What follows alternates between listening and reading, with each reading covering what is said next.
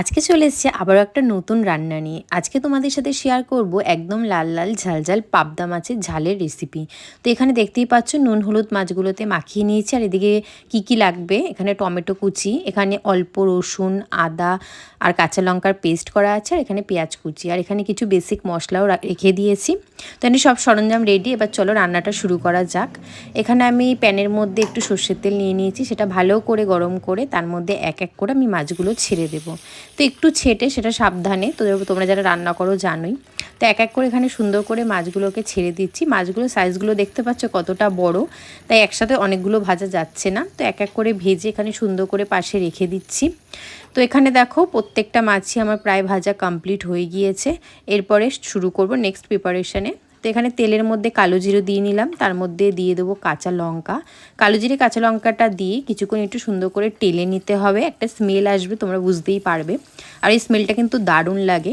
তারপর দিয়ে দিলাম এখানে পেঁয়াজ কুচি, পেঁয়াজ কুচিটাকে দিয়ে একটু নাড়াচাড়া করে নেব। তারপর দিয়ে নেবো একটুখানি নুন, তো স্বাদ মতো দেবে, যেরকম নুন খাও। তারপর দিয়ে দিলাম টমেটো কুচি।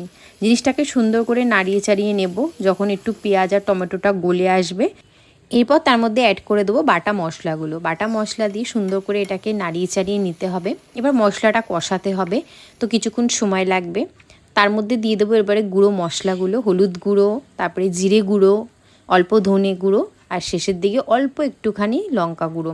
তো সেটাকে দিয়ে সুন্দর করে এটাকে কষাতে হবে যাতে তেলটা বেরিয়ে আসে, তাহলেই কিন্তু স্বাদটা ভালো পাওয়া যাবে। তো দেখো কষানো স্টার্ট করে দিয়েছি। তারপর একটু চিনি দিয়ে নিলাম। চিনি দিলে কিন্তু প্রত্যেকটা জিনিসেরই স্বাদটা আরও বেশি বেটার, মানে ব্যালেন্স হয়ে যায়। মশলায় যে জলটা দেবো সেটা এখানে গরম করে নিচ্ছি, গরম করে দিলে কিন্তু ভালো হয়।